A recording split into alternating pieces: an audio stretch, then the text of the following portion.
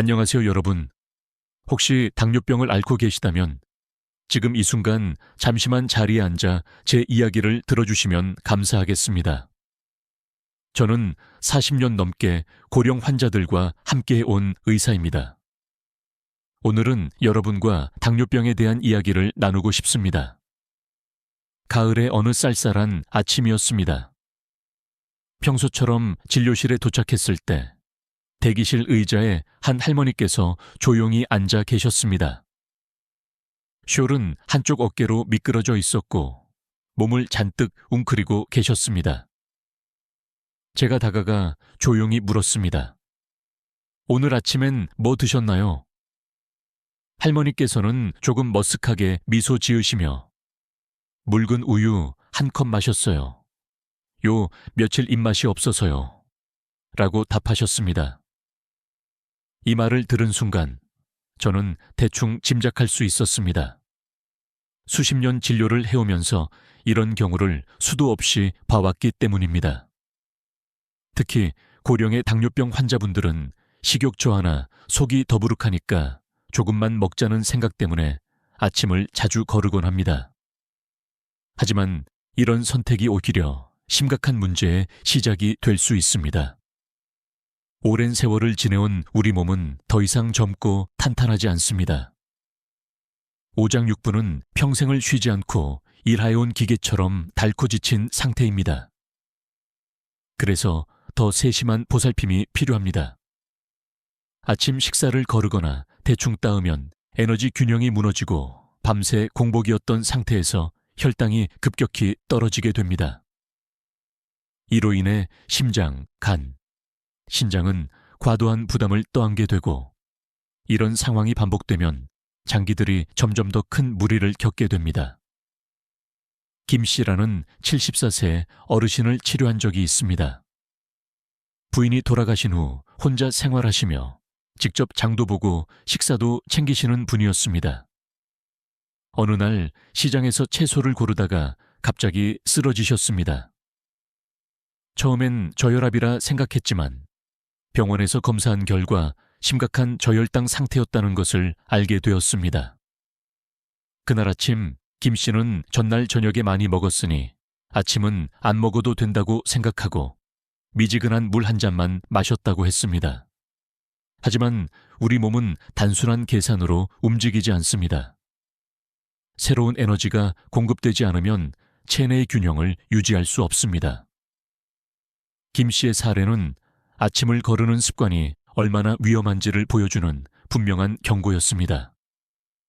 그렇다면 우리는 무엇을 해야 할까요? 정답은 간단합니다. 아침을 드십시오. 복잡하거나 많은 반찬이 필요한 건 아닙니다. 묽은 죽 한 그릇에 얇게 썬 생강 몇 조각, 삶은 달걀 하나와 당이 적은 우유 한 잔이면 충분합니다. 입맛이 없고 밥이나 짠 음식을 피하고 싶다면 단호박 수프나 얇게 구운 식빵 한 조각에 땅콩 버터를 곁들이는 것도 좋은 선택입니다. 중요한 건 정해진 시간에 반드시 뭔가를 먹는 것입니다. 많은 환자들이 시간을 깜빡했어요. 배가 안 고파서 안 먹었어요. 라고 말씀하십니다. 하지만 약 먹는 시간을 기억할 수 있다면 식사 시간도 그만큼 중요하게 여겨야 합니다. 저는 환자들에게 자주 조언합니다. 아침 7시 알람을 맞춰두고 배가 고프지 않아도 몇 입이라도 먹어보세요. 점심은 정오쯤, 저녁은 저녁 7시 이전에 가볍게 드십시오. 배고플 때까지 기다리지 마세요. 그때는 이미 혈당이 요동치고 있을지도 모릅니다. 젊은 사람들은 이 정도 변화를 견딜 수 있을지 몰라도 고령의 당뇨 환자에게는 이처럼 단순한 실수가 큰 위협이 될 수 있습니다. 식사 시간뿐 아니라 음식의 종류도 무척 중요합니다. 포장식품, 절임류, 단 음식, 탄산음료는 편리하고 입에 맞지만 오래된 엔진에 산을 붓는 것과 같습니다. 처음에는 괜찮아 보여도 몇 주, 몇 달이 지나면 서서히 몸에 무리가 쌓이게 됩니다. 대신 소화가 잘 되는 녹색 채소, 자몽이나 배, 사과 같은 당도가 낮은 과일, 호두, 아몬드와 같은 견과류를 선택해 보십시오. 이런 음식들은 몸에 필요한 영양을 제공하면서도 혈당을 안정적으로 유지하고 소화기관이나 췌장에 부담을 주지 않습니다. 물론 매일 직접 요리하거나 옆에서 챙겨줄 사람이 없는 분들도 계십니다. 하지만 여러분 스스로 얼마든지 준비할 수 있습니다. 주말에 현미죽을 한 솥 끓이거나 고구마, 옥수수를 삶아 두세요. 밀폐 용기에 나눠 냉장 보관하면 아침에 데워 먹기만 하면 됩니다. 고구마 한 조각이나 따뜻한 죽반 공기면 위장이 부드럽게 깨어나고 큰 수고 없이 하루를 시작할 수 있습니다. 식사는 하나의 약과 같습니다. 복용 시간과 용량을 지키지 않으면 병이 악화되듯 식사도 제대로 하지 않으면 혈당을 위험한 상태로 밀어 넣을 수 있습니다. 저는 수천 명의 고령 환자를 치료해 온 경험을 바탕으로 진심을 담아 다시 한번 말씀드립니다. 아침 식사는 당뇨병 관리를 위한 초석이며 중심이자 시작점입니다. 지금 이 글을 읽고 계시다면 오늘 아침에 무엇을 드셨는지 떠올려 보십시오. 아직 아무것도 안 먹었어요 라는 생각이 드신다면 내일부터는 꼭 바꿔보세요. 부드러운 바나나 한 개, 따뜻한 우유 한 잔, 작은 빵 조각 하나라도 좋습니다. 여러분의 몸은 아침부터 정성을 받을 자격이 있습니다. 그리고 제 이야기가 도움이 되었다면 좋아요를 눌러주시고 채널 구독도 부탁드립니다. 이 영상을 가족이나 지인, 특히 당뇨를 앓고 있는 분들께 공유해 주세요. 오늘의 작은 실천이 내일의 입원을 막을 수 있습니다. 여러분은 건강할 자격이 충분합니다. 그리고 그 건강은 아침 식사 한 끼에서 시작됩니다. 친애하는 여러분, 아침 식사가 당뇨병 환자의 건강을 지탱하는 첫 번째 기둥이라면 제가 오늘 말씀드릴 두 번째 습관은 어쩌면 너무 당연해서 자주 놓치는 것일 수 있습니다. 바로 매일 가볍게 몸을 움직이는 것입니다. 어떤 분들은 속으로 생각하실지도 모릅니다. 의사 선생님, 저는 다리가 너무 약해서 몇 걸음만 걸어도 힘들어요. 운동은 무리예요. 그렇게 생각하실 수 있습니다. 하지만 저는 헬스장이나 조깅을 말씀드리는 게 아닙니다. 단지 여러분과 함께 집 주변을 천천히 걸어보자. 손목을 부드럽게 돌려보자. 천천히 일어섰다 앉아보자고 말씀드리고 싶을 뿐입니다. 저는 종종 환자분들께 이렇게 묻곤 합니다. 여러분, 오늘 혈당 수치가 얼마인지 아시나요? 그러면 많은 분들이 고개를 젓고 말씀하십니다. 요즘 몸이 괜찮은데 굳이 안 재도 될 것 같아요. 하지만 바로 그런 괜찮은 것 같을 때가 가장 위험한 순간일 수 있습니다. 당뇨병은 명확한 통증을 유발하지 않지만 그 안에서는 조용히 혈관, 신경, 관절을 손상시키고 있을 수 있습니다. 혈당을 정기적으로 측정하지 않는다는 것은 어두운 밤에 전조등 없이, 지도도 없이 자동차를 운전하는 것과 같습니다. 정모 어르신은 78세로 당뇨병을 앓은 지 거의 15년이 되었습니다. 진료를 받을 때마다 작은 수첩을 들고 오시는데 거기에는 아침 저녁 혈당 수치와 측정 시간, 먹은 음식까지 정리되어 있었습니다. 제가 왜 그렇게 꼼꼼히 기록하시는지 여쭈었더니 어르신은 이젠 몸도 기억력도 믿을 수 없으니까요. 나중에 후회하지 않으려고요. 라고 웃으시며 대답하셨습니다. 덕분에 당뇨 환자용으로 광고되던 특정 과자를 먹으면 혈당이 살짝 오르는 것을 발견하셨고 그 작은 기록 덕분에 시력에 영향을 줄 수 있는 합병증을 막을 수 있었습니다. 당뇨병을 효과적으로 관리하려면 하루에 최소 2번, 즉 아침 공복 시와 잠들기 전 혈당을 측정하는 것이 중요합니다. 가능하다면 식후 1시간에서 2시간에도 추가로 측정하여 음식에 따른 반응을 확인할 수 있으면 좋지만 시간이나 비용이 여의치 않다면 아침과 저녁 2번만이라도 꾸준히 하는 것이 훌륭한 시작입니다. 혈당을 측정할 때에는 몇 가지 중요한 주의사항이 있습니다. 첫째, 편안한 상태에서 측정해야 합니다. 계단을 오르내린 직후나 화가 난 직후, 식사 직후는 피하고 최소 10분 이상 편안히 앉아 어깨의 긴장을 풀고 안정된 상태에서 측정하세요. 둘째, 따뜻한 물로 손을 깨끗이 씻고 완전히 건조한 다음 측정해야 합니다. 손에 남은 땀이나 음식 찌꺼기가 수치를 왜곡시킬 수 있습니다. 셋째, 같은 손가락을 사용하되 손끝의 위치를 조금씩 바꿔가며 찌르세요. 계속 같은 자리에 찌르면 굳은 살이 생길 수 있습니다. 기계 선택도 중요합니다. 신뢰할 수 있고 사용이 쉬우며 화면이 선명하고 배터리를 정기적으로 점검할 수 있는 기기를 추천드립니다. 사용법이 어려우면 자녀에게 도움을 요청하거나 보건소에 방문해 설명을 들으시기 바랍니다. 너무 오래된 기계나 유통기한이 지난 시험지를 사용하거나 측정 결과가 이상할 때 임의로 해석하는 것은 위험합니다. 혈당이 250 이상이거나 70 이하로 나왔을 때는 당황하지 말고 15에서 30분간 안정을 취한 후에도 개선되지 않으면 병원에 연락하십시오. 혈당 측정이 귀찮고 손가락이 아프며 돈이 든다고 느끼는 분들도 많습니다. 그러나 여러분, 한 장의 시험지 값은 한 끼 식사보다 저렴하면서도 급성 고혈당 발작이나 응급실 방문, 심장뇌눈의 합병증을 막을 수 있는 귀중한 예방 도구입니다. 혈당 측정기를 내부의 거울이라고 생각해 보세요. 아침에 거울을 보며 외모를 정리하듯이 내 몸속 상태도 매일 아침 비추어 확인하는 습관을 가져야 합니다. 수기로 기록하는 것이 번거로운 분들은 달력의 색깔로 표시하는 방법도 있습니다. 수치가 양호한 날은 파란색, 약간 높을 땐 노란색, 위험 수치일 땐 빨간색으로 표시해 보세요. 몇 달만 지속해도 당뇨 관리의 전반적인 흐름을 한눈에 확인할 수 있고, 이는 의사가 약을 조절하고 식단을 조정하는 데 큰 도움이 됩니다. 마지막으로 꼭 드리고 싶은 말씀은 혈당을 측정하는 것은 의사를 위해서가 아니라 바로 여러분 자신을 위해서라는 점입니다.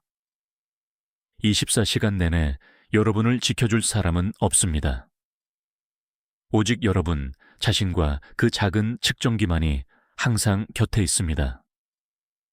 혈당 측정을 양치질이나 세수처럼 자연스러운 생활 습관의 일부로 받아들이게 되면 당뇨병은 더 이상 두려운 존재가 아닌 관리 가능한 친구로 느껴질 것입니다. 여러분은 내일 아침부터 시작할 수 있습니다. 혈당 측정기를 침대 옆에 두고 눈을 뜨자마자 가장 먼저 내 몸의 소리를 들어보세요. 그리고 기록하거나 가족에게 알려주세요. 그 작은 숫자 하나가 여러분의 인생을 바꾸는 전환점이 될 수 있습니다. 저는 믿습니다. 여러분이 스스로 혈당을 측정하고 그 의미를 이해하게 되었을 때 건강한 삶으로 가는 운전대를 단단히 잡게 될 것입니다. 제가 여러분께 항상 웃으며 살아야 한다고 말씀드리고 싶은 건 아닙니다. 마음속에 걱정이 가득한데 하루 종일 웃을 수 있는 사람이 어디 있겠습니까? 하지만 제가 늘 강조하는 건 이것입니다. 제발 모든 것을 가슴속에만 담아두지 마십시오.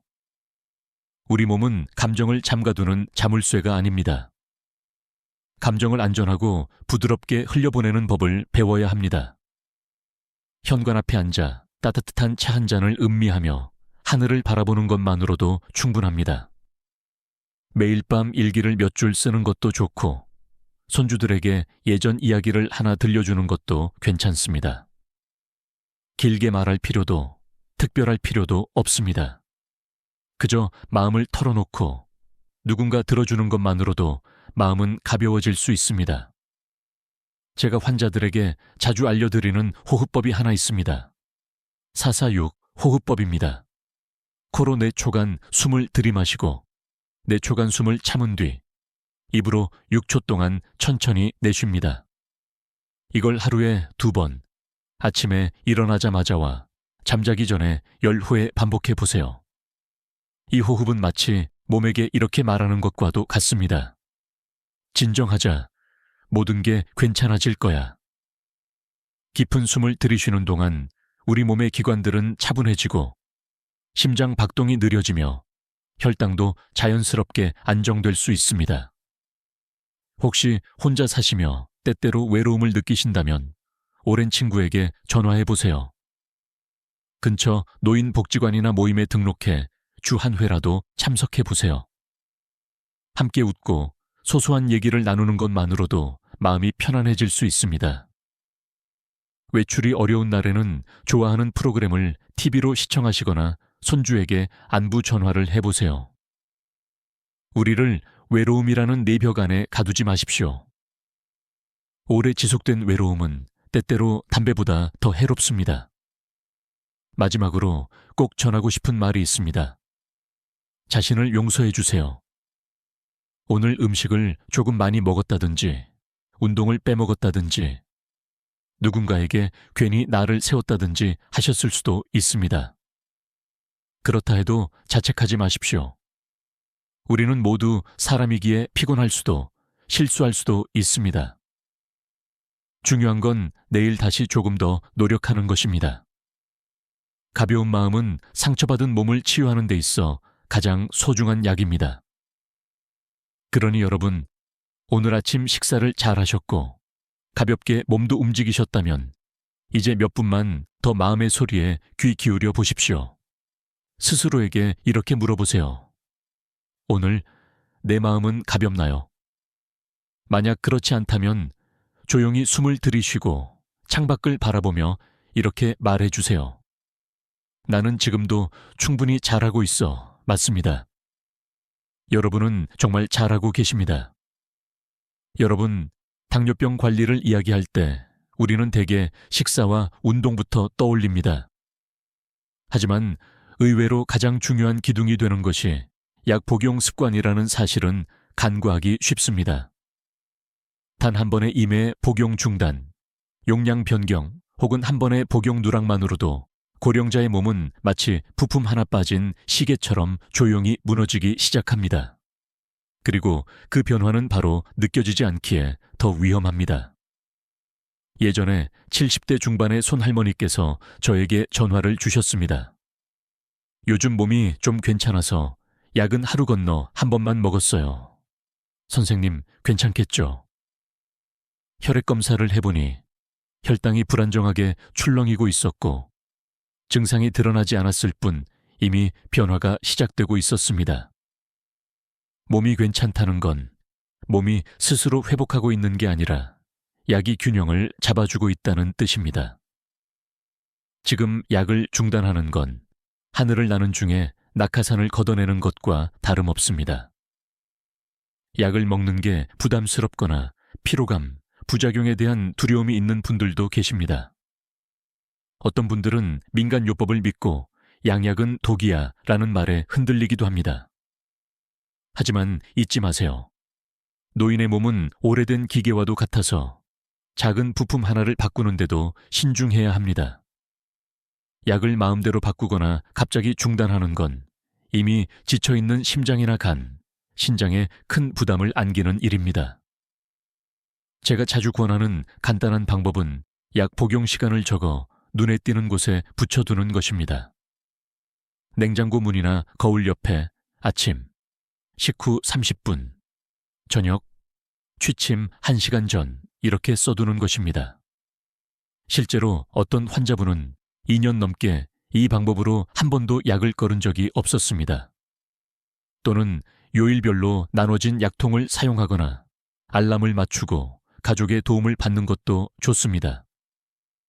이런 작은 노력이야말로 큰 합병증을 막아주는 가장 든든한 방패입니다.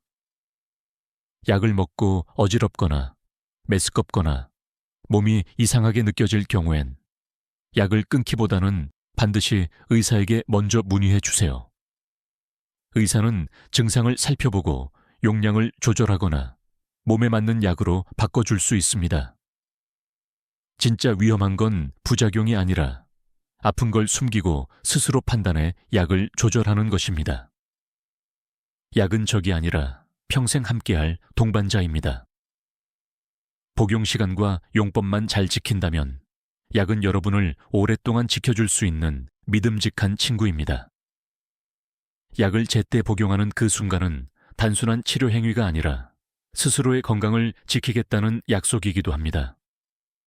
그리고 그 약속은 우리가 사랑하는 사람들과 하루 더 건강하게 함께하기 위한 가장 소중한 약속이 될 것입니다. 마지막으로 제가 여러분께 꼭 말씀드리고 싶은 5번째 습관이 있습니다. 바로 집에서 혈당을 자주 측정하는 것입니다. 이 말을 들으면 많은 분들이 몸이 괜찮은데 왜 자꾸 측정하라고 하세요? 라며 고개를 저으십니다. 하지만 당뇨병은 통증이나 열로 경고하지 않습니다. 조용히, 천천히, 그러나 확실하게 우리 몸의 혈관과 신경, 심장과 간을 갉아먹습니다.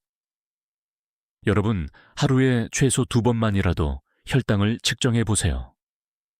아침 공복과 밤, 자기 전, 이 2번만으로도 여러분은 자신의 몸에 대한 지도를 그릴 수 있습니다. 이 지도는 병의 위험한 커브를 미리 예측하게 해주고 의사에게도 보다 정확한 약 조절과 식이요법을 제시할 수 있게 도와줍니다. 여건이 된다면 식후 1시간에서 2시간 뒤에 한 번 더 측정해 보세요.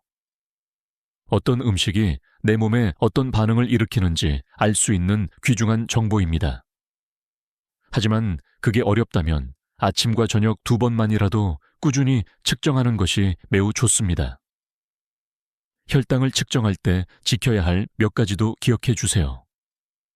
첫째, 계단을 오르거나 흥분하거나 식사 직후엔 측정하지 마세요. 조용히 앉아 10분 정도 몸을 안정시킨 뒤 측정하는 것이 정확합니다. 둘째, 손을 미지근한 물로 깨끗이 씻고 완전히 말려주세요. 손에 땀이나 이물질이 있으면 수치가 달라질 수 있습니다. 셋째, 같은 손가락을 쓰되 매번 찌르는 부위는 조금씩 옮겨서 피부가 굳는 걸 막아주세요. 많은 분들이 손가락이 아파요, 귀찮고 돈도 드니까요 라며 꺼려 하시지만 혈당 측정에 드는 비용은 식사 한 끼 값도 안 됩니다. 하지만 그 한 번의 측정이 이번 한 번을 막아줄 수 있습니다. 위험한 밤 혈당 상승을 미리 알아챌 수도 있습니다. 저는 혈당 측정을 거울 보기와 같다고 말씀드립니다. 외출 전엔 항상 거울을 보시잖아요. 그렇다면 이제 몸속도 함께 들여다보는 습관을 길러보는 건 어떨까요? 방만 정리하지 말고 안도 함께 살펴주세요. 기록하는 게 번거롭다면 더 간단한 방법도 있습니다. 달력을 하나 준비해서 혈당이 안정적일 땐 초록색, 조금 높을 땐 노란색, 기준치를 넘었을 땐 빨간색으로 표시해보세요. 몇 달만 지나면 나만의 건강지도가 완성되고 의사도 어떤 부분을 조절해야 할지 더 정확히 파악할 수 있습니다. 요즘은 스마트폰과 연결되는 혈당 측정기도 많이 사용되는데 기술에 익숙하신 분들께는 매우 좋은 방법입니다. 하지만 그렇지 않더라도 작은 수첩과 펜은 여전히 믿음직한 친구가 되어줍니다. 저는 늘 환자들에게 이렇게 말씀드립니다. 의사는 하루 24시간 곁에 있을 수 없지만 여러분 곁에는 늘 혈당 측정기가 있습니다. 이 기계를 아침에 양치질하고 세수하듯이 일상의 한 부분으로 만들어 보세요. 증상이 생긴 후에야 측정하려고 하지 마시고 미리미리 확인해서 조기에 대처하는 습관을 들이세요. 여러분, 자신의 몸을 가장 잘 아는 사람은 바로 본인입니다. 혈당을 측정하는 건 의사의 지시 때문이 아니라 여러분이 안전할 자격이 있기 때문입니다. 우리는 당뇨병에 끌려다니는 삶이 아니라 그것을 스스로 다스릴 수 있는 삶을 살 권리가 있습니다. 만약 오늘 제가 나눈 이야기가 도움이 되었다면 가족이나 친구들에게도 꼭 공유해 주세요. 어쩌면 조그만 혈당 측정기 하나가 지쳐있던 누군가의 심장을 지켜주는 계기가 될 수도 있습니다. 사랑하는 여러분, 당뇨병과 함께 사는 길은 결코 쉽지 않습니다. 하지만 다음 5가지 습관만 꾸준히 지킨다면 그 병은 더 이상 무거운 짐이 아닌 우리가 조심스럽게 챙겨야 할 하나의 일상으로 변할 수 있습니다. 아침 식사를 제때 하고 가볍게 몸을 움직이고 마음을 편히 하며 약을 꾸준히 복용하고 혈당을 자주 확인하는 것. 이 5가지는 어렵지 않지만 놀라울 만큼 큰 변화를 가져올 수 있습니다. 오늘부터 시작해 보세요. 내일의 건강은 오늘의 작은 선택에서 만들어집니다. 이 글이 도움이 되셨다면 좋아요와 구독을 눌러주시고 더 많은 이야기를 듣고 싶으시다면 주변 분들과도 함께 나눠주세요. 다음 이야기에서 다시 뵙겠습니다. 감사합니다.